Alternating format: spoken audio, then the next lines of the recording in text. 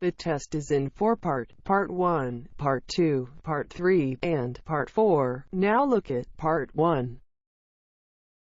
Part 1. You will hear a woman being interviewed by a market researcher in a health club about her membership of the club. First, you have some time to look at questions 1 to 5.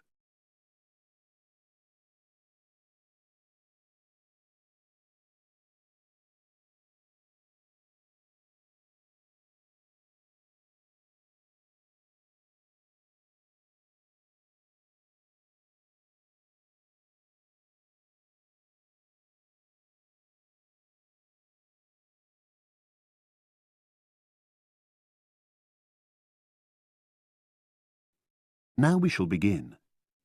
You should answer the questions as you listen, because you will not hear the recording a second time. Listen carefully and answer questions 1 to 5. Oh, excuse me. I wonder if you'd have the time to take part in some market research. What's it about? About this club and your experiences and opinions about being a member. It'll take less than 5 minutes. Oh, OK then, as long as it's quick. Can I start by taking your name? It's Selina Thompson. Is that Thompson? Yes. Okay, great. Thanks. And what do you do for a living? Well, I'm an accountant, but I'm between jobs at the moment. I understand. But that's the job I'll put down on the form. And would you mind my asking which age group you fall into? Below 30, 31 to 50, and above? Over 50, I think we can safely say. Great, thanks. And which type of membership do you have? Sorry, I'm not sure what you mean. Do you mean how long? No, is it a single-person membership? Oh, right, no, it's a family membership. Thanks. And how long have you been a member? Ooh, let me see. I was certainly here 5 years ago, and it was probably 2 to 3 years more than that. Shall I put down 8? Oh, I remember now. It's 9, definitely. Sorry. No problem. I've got that. And the last question in this first part is, what brought you to the club? Sorry? How did you find out about the club? Did you see any ads? Well, I did, actually. But I have to say I wasn't really attracted to the club because of that. It was through word of mouth. So you were recommended by a friend? Actually, my doctor. I'd been suffering from high blood pressure, and he said the club was very supportive of people with that condition, so I signed up. Great, thanks. Before you hear the rest of the conversation, you have some time to look at questions 6 to 10.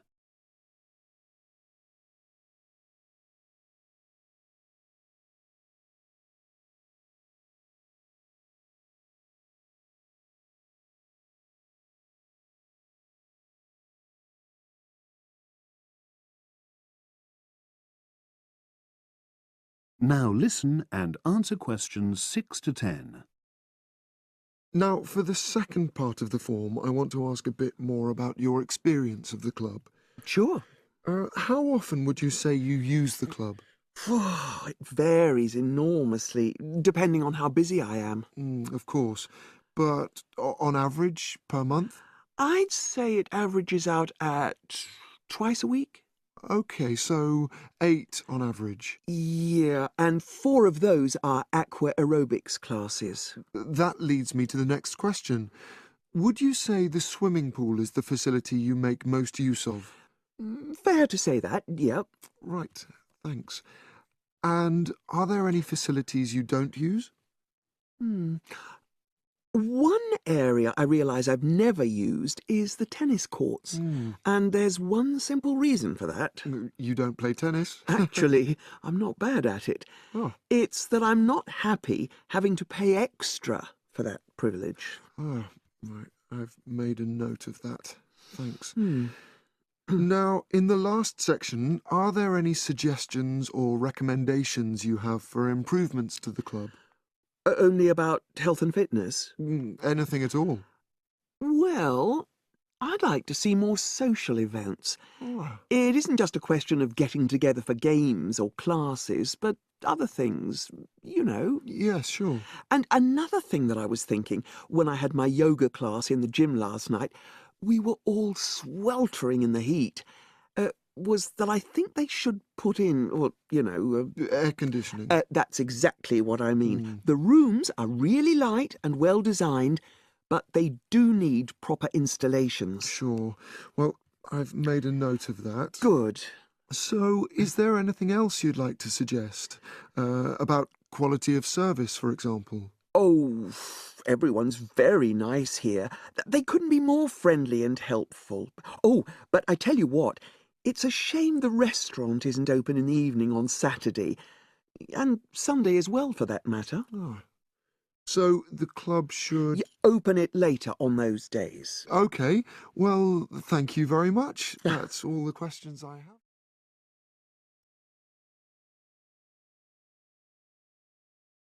That is the end of part 1. You now have half a minute to check your answers.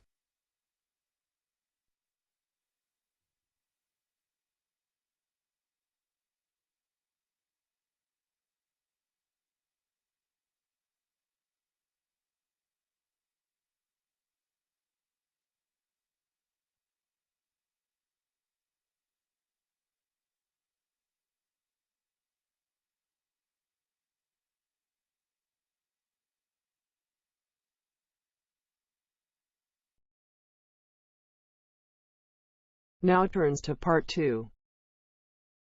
Part 2. You will hear a telephone conversation about opening a bank account. First, you have some time to look at questions 11 to 17.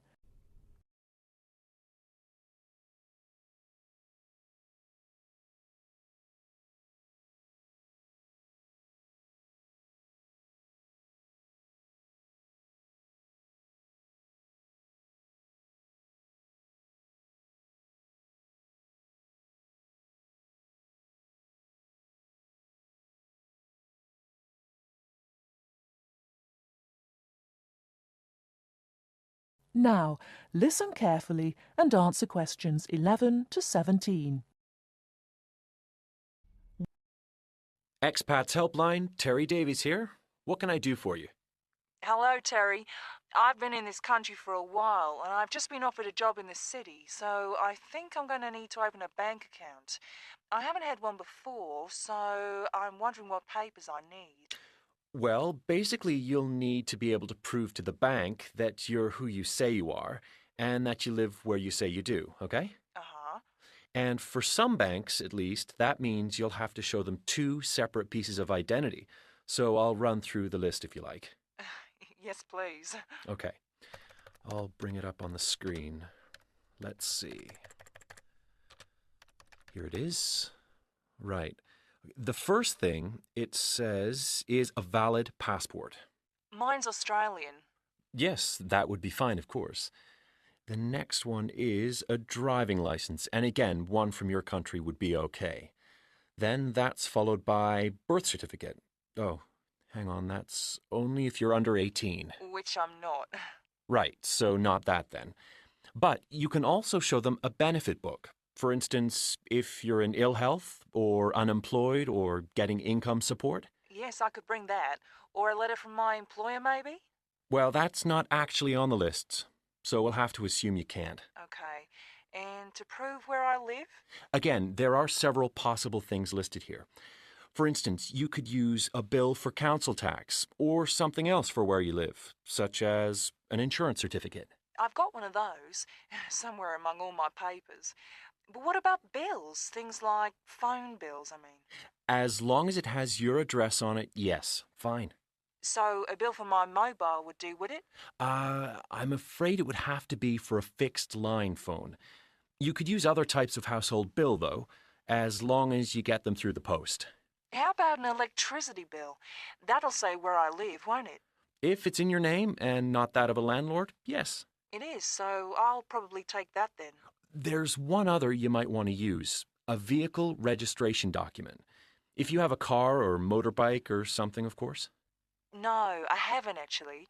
Now, I believe there's a bank actually inside the commercial centre, and I might open an account there, seeing as how that's where I'll be every day. Yeah, that would seem to make sense. I know people who bank there. I actually read about it in a city guide. My cousin picked it up when he was here a couple of years ago, and I made a few notes. Do you mind if I run through them with you now, just to make sure the details haven't changed? Fine, go ahead. Okay, first question. It's still a branch of the Popular Bank, is it? The one with links to Australian banks? No, it's actually been taken over by another big banking group, the Savings Bank. It still seems quite popular, though, especially with people doing business in the Asia-Pacific area. And when is it open? Monday to Saturday? I'll have to check their website for that. Give me a second or two, will you? Sure. Right. I've got it. Customer service, and it's just weekdays, I'm afraid. Does it say what their business hours are? I'm just looking for that. It's on a different page for some reason. I think there's been a change at some banks in the last year or so. Yeah, here it is. It's open from 9:30 in the morning till 3:30 in the afternoon. And it's on the top floor of the main centre building, is it? Next to the travel agency? That's where it used to be, but they've since moved it to a slightly bigger place. It's on the ground floor now. Oh. And one last thing on this. I know most banks give incentives to young people to open accounts with them, but apparently this one didn't. Do you know if they're offering anything these days? I'll just check. I'm sure they'd say so on their new clients page if they were. No, there's nothing mentioned here. That's a pity. I was quite looking forward to getting my free gift. Before you hear the rest of the talk, you have some time to look at questions 18 to 20.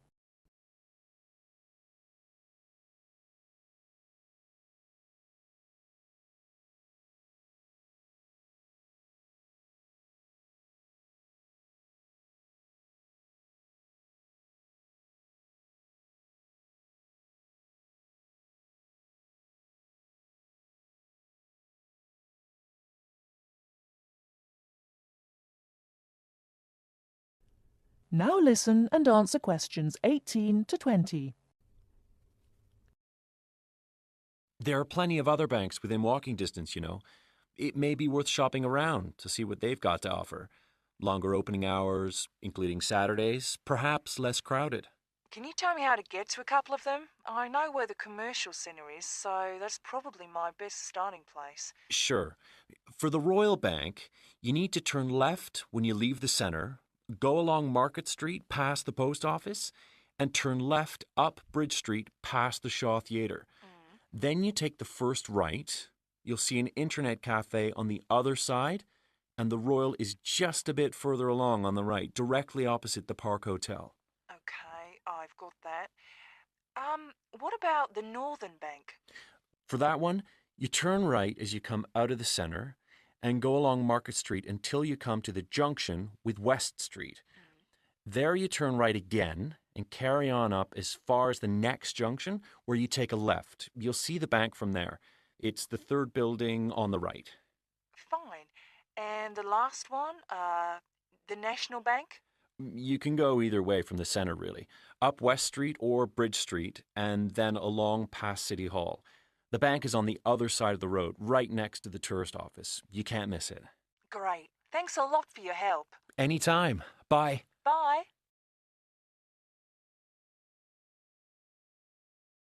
That is the end of part 2.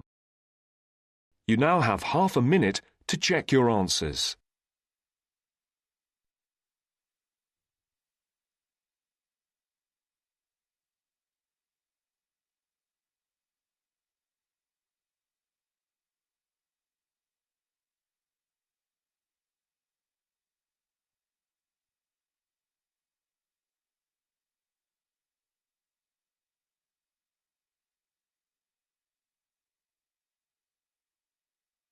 Now turns to part 3. Part 3. You will hear two engineering students, A woman in her 6th year called Linda and a man in his 5th year called Matthew discussing the benefits of student work placements. Before you listen, you have some time to look at questions 21 to 26.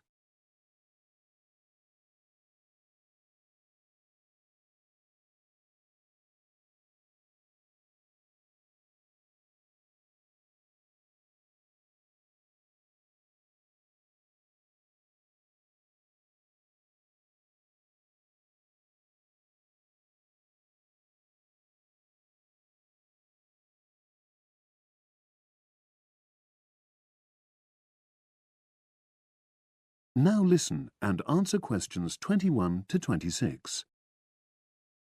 Hi, Linda. Can you spare a few minutes?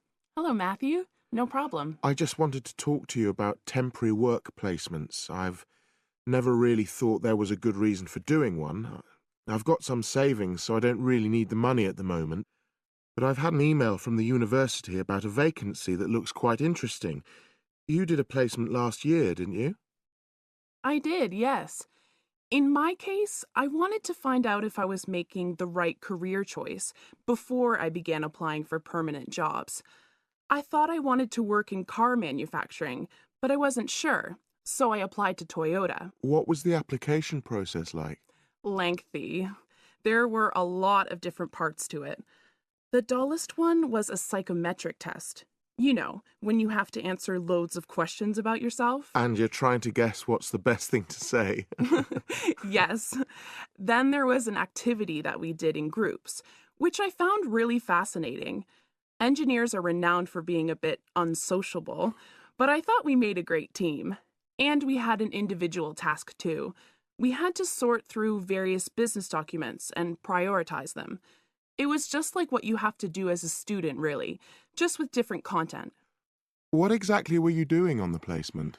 I was helping to design some diagnostic software to identify any waste in the car assembly process. Do you mean waste of materials? No, time. Anything that can speed the process up helps to cut costs. How did the work placement compare to being a student? Was it hard work? Yes, it was. I'd had full-time work before. I've done various unskilled jobs during university holidays, and some of those involve long hours. So I thought I'd find it easy. I was wrong, though. I think when you're on placement, you're always trying to prove yourself. So you push yourself hard to succeed? Yes. But I got a lot of support from my employers. They were always helpful. And then, at the end of the placement, I was given formal feedback. Do you mean on your engineering ability? Well, no. I didn't really need that because we had team meetings every other day. And so I had the chance to discuss technical issues and ask about anything that wasn't clear. The evaluation was about general workplace things, like organizational ability, initiative, that sort of thing. I get the impression you think you benefited from the placement. Well, the best thing is that they've offered me a job for next year. Depending on my exam results, of course, but still. A permanent one? Yes. But apart from that, I learned so much. The industrial environment was much more demanding than the academic one, so my general skills improved, like time management, meeting deadlines.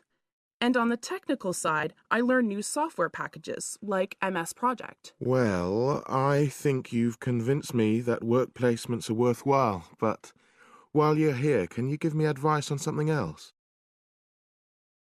Before you hear the rest of the conversation, you have some time to look at questions 27 to 30.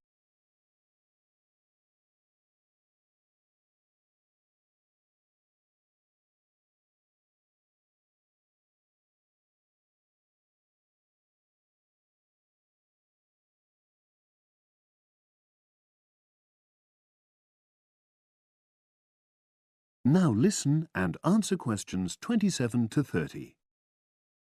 I'm about to make a start on the engineering materials module, and I've got a book list here. Can you have a quick look and tell me what you would recommend? That's if you can remember. Let's see. I do remember some of them. Yes, this one, The Science of Materials. I found the subject quite hard generally, but this book is very accessible, so it suited me. It doesn't cover everything, though. What about this one then? Materials engineering. Oh, yes. I do remember that. But it's a bit out of date now, isn't it? Unless it's a new edition. I don't think so. But what I liked about it were the pictures. They really helped to understand the descriptions. It's useful just from that point of view. Let's see, what else? Oh, yes, that one there, Engineering Basics. I think out of all these, that's got the widest coverage. But I've looked at the contents page and it hardly mentions nanotechnology. Yes, you're right. The evolution of materials does, though. It's a recent publication, so it covers all the latest developments.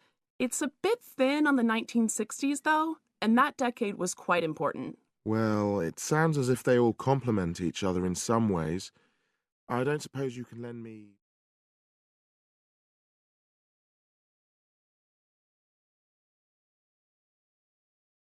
That is the end of part 3.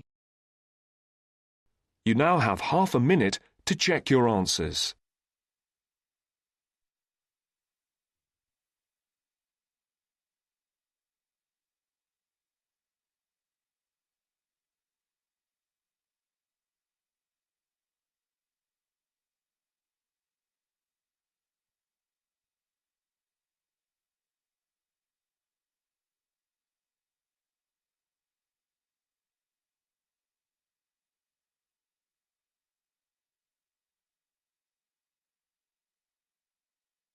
Now turns to part 4.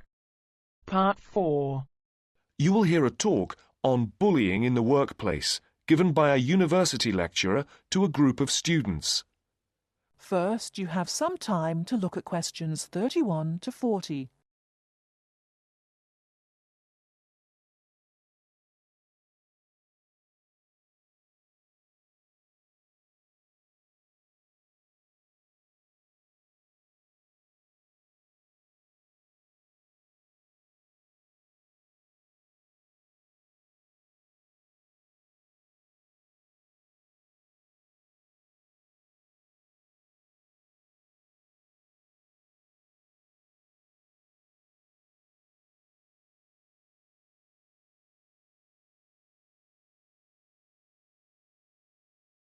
Now listen carefully and answer questions 31 to 40.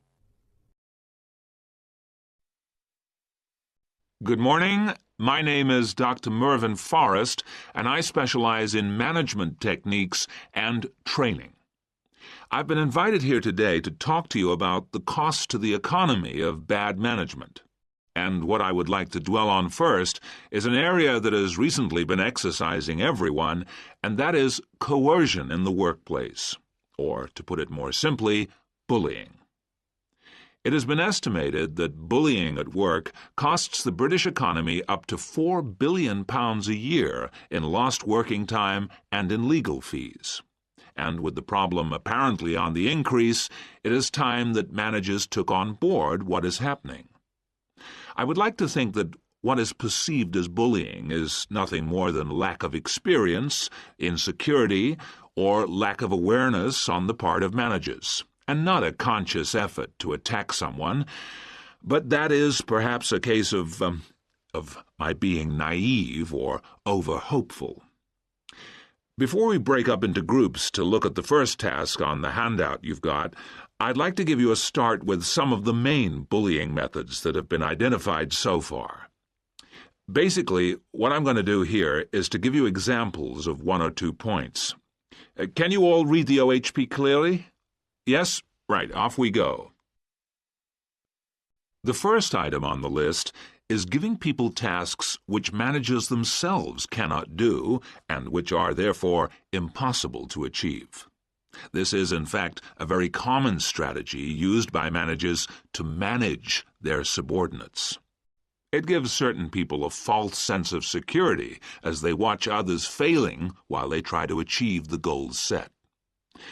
Another simple bullying technique is constantly moving the goalposts, especially when one's employees are in the middle of a task. This is not bad management, it is just plain stupid. All targets and goals set should be easily achieved within a realistic timescale. Sending memos to someone else criticizing the performance of a task where the individual has no way of replying is another common technique, especially when the manager concerned does not reply or makes it impossible for subordinates to contact him or her by not answering the telephone or not replying to emails. This is not the style of a sound manager, but rather the antics of someone with emotional problems. If you behave like that, don't expect your staff to respect you. And now, the technological bully. It is interesting how all tools designed to help can be turned into dangerous weapons. The urgent email bully is fast becoming a problem in the office. Employees turn on their computers to be faced with a string of badly worded emails, making instant and often unrealistic demands, which reveal the hysteria mode of management. Have you ever felt a sense of dread before looking at your email, even your personal messages? All companies should develop a company strategy whereby there is an email code of practice, with offensive messages being forwarded to a designated person for appropriate action. I would now like you to break up into groups and brainstorm other bullying techniques which you think you may have experienced, and, perhaps, if you're honest, which you have been party to. I can think of at least 9 more bullying strategies. I would also like you to consider ways in which you think that each of the techniques on your list can be countered. Is everyone clear as to what the task is? Yes? Okay. You've got 20 minutes to do this.